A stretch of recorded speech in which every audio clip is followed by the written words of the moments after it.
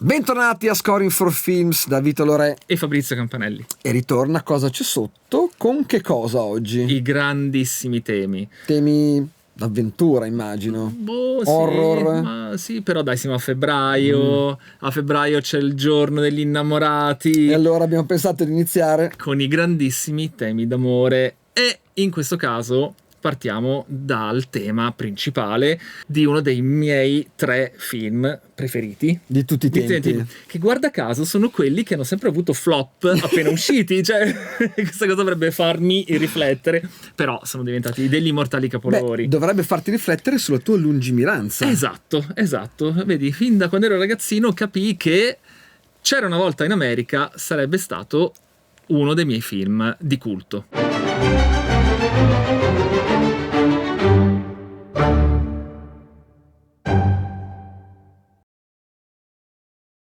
Bene, siamo nel 1984, esce questo film che tutti adoriamo, anche per me è veramente la mia top 10 dei film preferiti di tutti i tempi. Film con una gestazione lunga, costato una barca di soldi, 2 anni di riprese. Mi raccontava Massimo Quaglia, che ai tempi era assistente al montaggio, che avevano delle stanze intere con le bobine, che è tutto certo, registrato su pellicola evidentemente, mica in digitale, quindi stanze intere piene di bobine. Il film però all'inizio non va granché bene, ma poi diciamo che riprende la distanza. In questo film c'è un tema bellissimo e famosissimo, che è il tema di Deborah, scritto appositamente per questo film, no? No, attenzione, qui sta la sorpresa. Morricone scriveva le musiche prima, o meglio, Sergio Leone voleva che Morricone iniziasse a scrivere prima le musiche, a volte anche per farle sentire sul set. Ma questa composizione in particolare, cioè uno dei più grandi temi mai scritti in assoluto, il tema di Deborah, non fu originalmente concepito per C'era una volta in America, ma per un altro film di Franco Zeffirelli di 3 anni prima, Amore senza fine.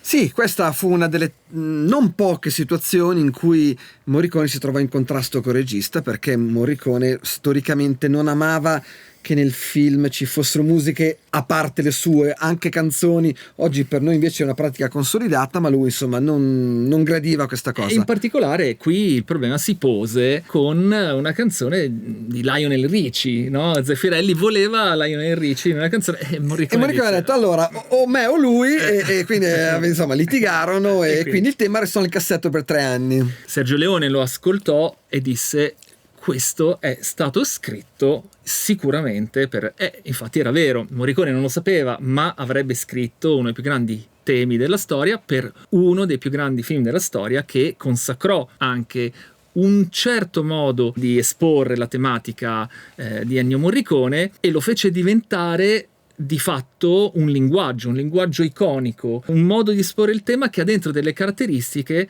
che andremo anche a scoprire. Se vogliamo, io dico che questo tema è un po' un manuale A di come si scrive un tema e B di un tema di Morricone, certo, perché proprio ha delle caratteristiche che dopo andremo a sentire al pianoforte e che spiegheremo dopo. E direi anche di guardare le immagini. Assolutamente. Con la partitura.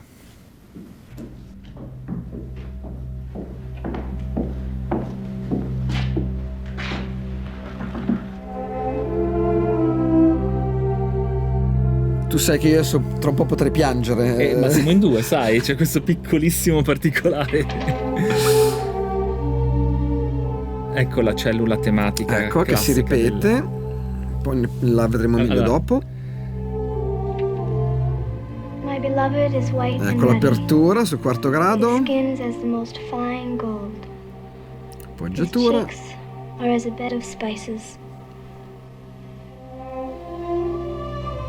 Che meraviglia questa nona, che meraviglia. Il cromatismo. Quarto grado alterato.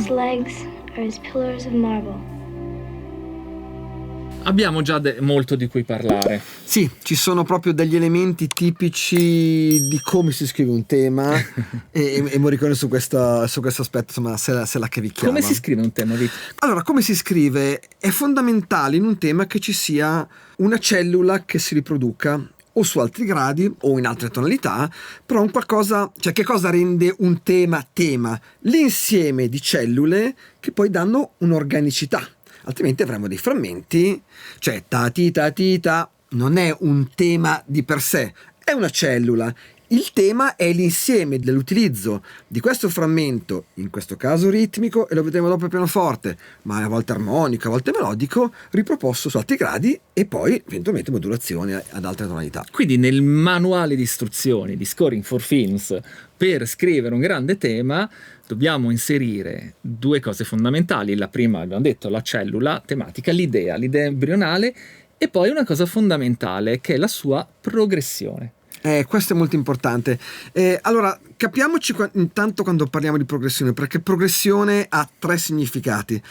Per l'armonia classica la progressione è una successione di accordi che hanno tra di loro un rapporto preciso che si ripete e ha delle sue regole. Nel linguaggio invece della musica pop, per progressione si intende semplicemente un insieme di accordi, una sequenza di accordi, non necessariamente legati tra loro da rapporti particolari.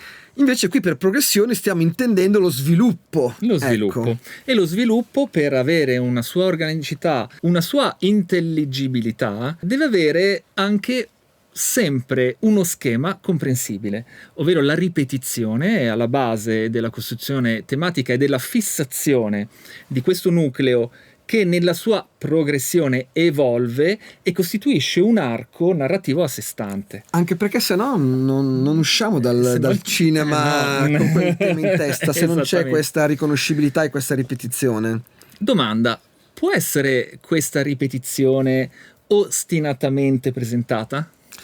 Sì, naturalmente può esserlo, ovviamente è sempre un discorso di equilibrio, di gusto, di accordo con il regista evidentemente e appunto di buon gusto. Ma sicuramente la ripetizione, per essere fissata, deve essere presentata, ma deve essere anche minimamente alterata, perché abbia al proprio interno una sua evoluzione. Sì, altrimenti è una ripetizione sterile, come se io ripeto la stessa parola, ok, abbiamo capito, adesso cosa mi dici? Ecco che va riproposto su altri gradi, non necessariamente modulando, anche all'interno della stessa tonalità, ma su altri gradi per dare il senso di varietà, ma col pattern ritmico uguale, ci dà l'uniformità e capiamo che fanno tutti parte della stessa famiglia. Adesso noi abbiamo visto il pentagramma sulle immagini meravigliose, sulle inquadrature meravigliose e gli sguardi incredibili dei due ragazzi protagonisti e notiamo subito una particolarità. Leggiamo subito un bel accordo di Mi maggiore con sotto un basso di Si. Sì, questo è proprio tipico di Morricone, il secondo rivolto, quindi lui inizia un qualcosa di fortemente tonale, di fortemente ancorato alla tonalità, in una maniera un po' insolita. Però qua ti fermo, perché secondo me è molto più interessante se andiamo a vedercelo di là. Sono d'accordo, andiamo. Eccoci al pianoforte a sentire quello che è il primo elemento caratteristico morriconiano che abbiamo potuto subito scorgere dall'ascolto delle prime note del tema di Deborah. Sì, hai detto bene, morriconiano, perché lo usa anche nei film di Tornatore, insomma lo usa molto spesso. Cioè cosa fa? Noi siamo in Mi maggiore e lui parte con il basso della quinta, quindi lasciamo la dominante. Quindi siamo su questo pedale della dominante di Mi maggiore. Quindi il Si è tenuto lunghissimo e sopra il Si, che è il quinto grado del Mi, si sviluppa il discorso tematico, vero? Sì, allora il vantaggio di fare un tema su un pedale da un lato è che ci tiene belli sospesi fino a che poi il pedale non cambia, dall'altro lato naturalmente è che rischia di diventare monotono e ridondante. Non è questo il caso, ecco, siamo tranquilli. Sentiamo il tema da solo senza il basso. Allora, il tema da solo è questo qua.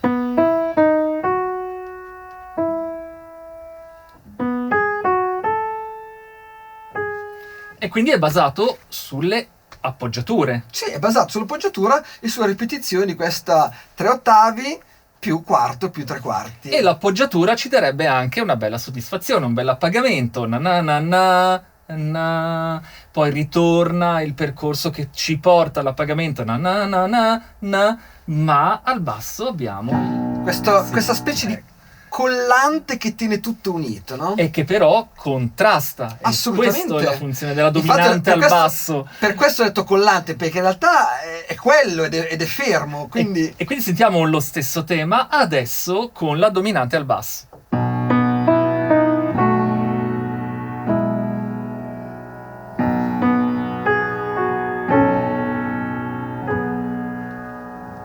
Abbiamo sempre il nostro Si nel basso. Chiaramente in cerca di equilibrio. E dove lo troviamo questo equilibrio? Qua, quando fa pi, pa, po, pi. Questa cosa, altra cosa molto morriconiana, il quarto grado con la nona.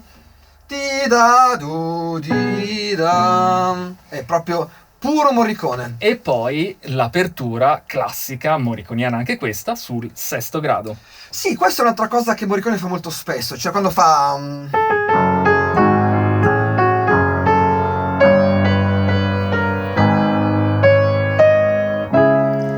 Eccolo lì. Su questa apertura, su questo sesto grado, che generalmente è sempre su un primo piano, su una sospensione narrativa, lui, questa è un'altra appunto veramente delle sue caratteristiche. Come esce da questo sesto grado? Con un sesto grado abbassato, cioè prima fa un procedimento vagamente cromatico che è... sesto grado abbassato, e poi la più classica delle quarte e seste...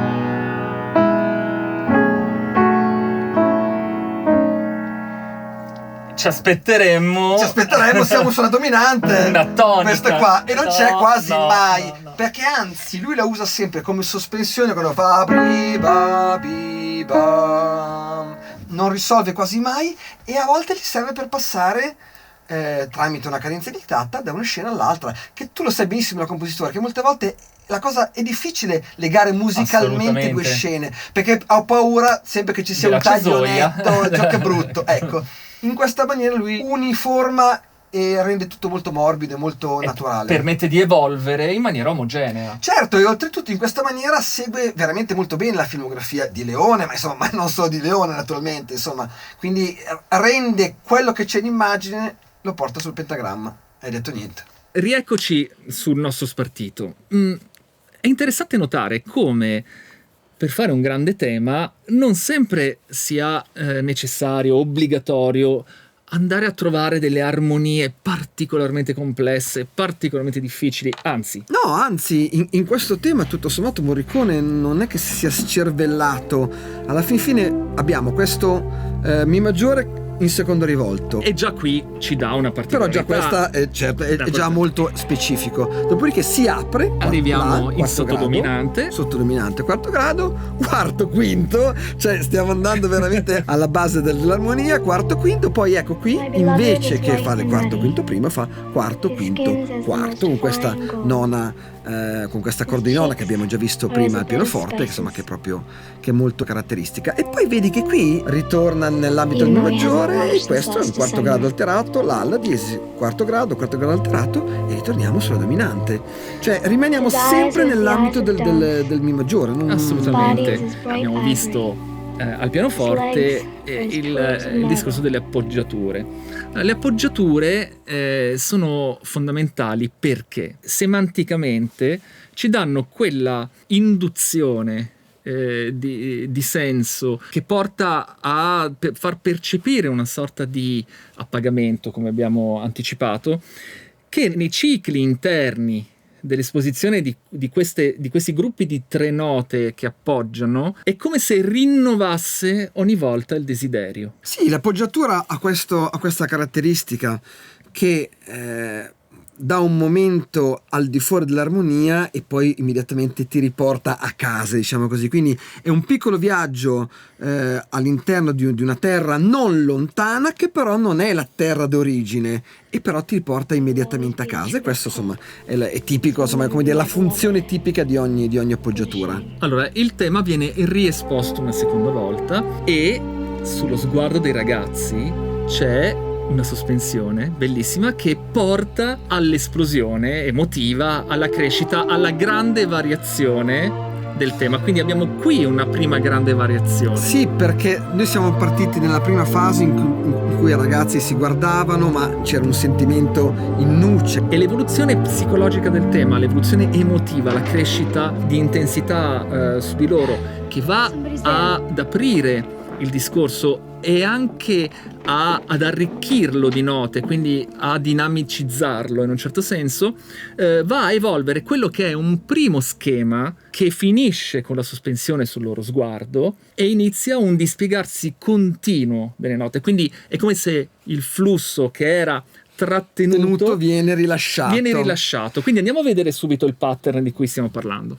E abbiamo lo schema ricorrente nella costruzione del pattern tematico, che è questa ripetizione di gruppi di note con una scansione ritmica diversa ma ripetuta ciclicamente. Sì, diversa ma gemella in qualche senso, cioè i 3 ottavi più o l'appoggiatura oppure l'arrivo su una nota che non è l'appoggiatura. Nella fattispecie pu pa pu pi pa e riposo.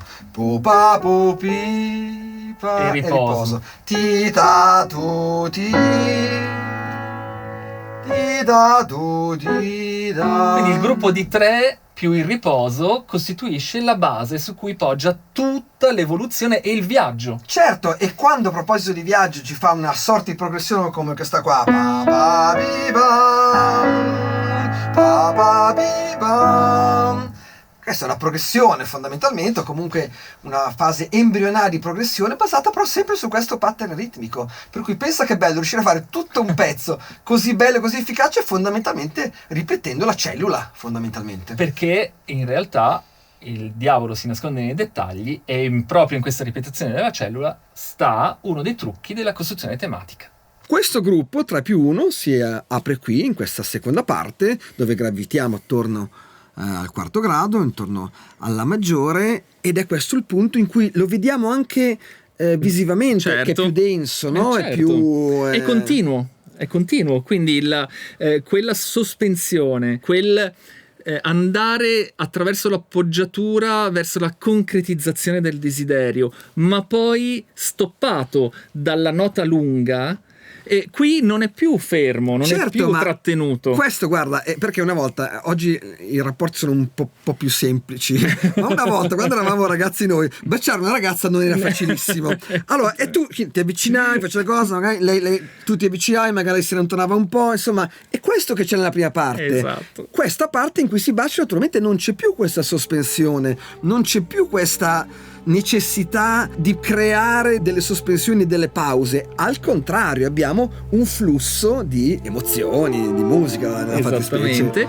Vediamo sempre l'accordo di tonica, il mi rivoltato, quindi con un basso che non è mai il mi, ma in questo caso è il sol diesis, con un'evoluzione che questa volta non rimane sempre tra il quarto, il quinto e il primo grado, ma è un'evoluzione armonica che va ad aprirsi su un do diesis minore. Ecco che la tensione che è sfociata, il flusso emotivo si è aperto, la continuità delle note si è installata anche nella nostra percezione, sfocia in un accordo minore, in do diesis minore. Naturalmente noi abbiamo scelto questa scena perché è una delle più belle e anche delle più iconiche per tanti versi, in cui si vede l'utilizzo di questo tema, ma ovviamente questo tema è molto usato nel film. Anzi, noi vi suggeriamo come esercizio, ma anche per il piacere di farlo, andate a vedere dove è stato utilizzato e come è stato utilizzato questo tema all'interno del film. Esattamente. Che è stato utilizzato molte volte, insomma. Usciamo da do diesis minore con un bellissimo cromatismo che nella parte bassa ci riporta verso casa, teoricamente, vero? Sesto grado abbassato, che poi può essere la dominante. E la settima diminuente che dove finirà? Di norma, come abbiamo detto, di norma dovrebbe terminare sulla tonica, ma in realtà Morricone lascia sempre o sospesa o va da altre parti. Una cosa vorrei sottolineare, che credo che sia molto importante, perché a volte pensiamo che per fare un grande tema, una grande colonna sonora ci serve un'orchestra sterminata. Qui abbiamo solo archi. Esatto. 4 voci, a volte 5, ma insomma comunque capisci cosa voglio dire? Quando hai una bella idea non hai bisogno necessariamente di un'orchestra sterminata. Assolutamente, anzi la scrittura, per essere ben eseguita, deve lavorare principalmente su 4 voci. Certo, è una cosa che hai ripetuto diverse volte e che qui trova conferma. Così come trova conferma un'altra cosa di cui parli spesso, appunto della capacità di saper scegliere l'organico.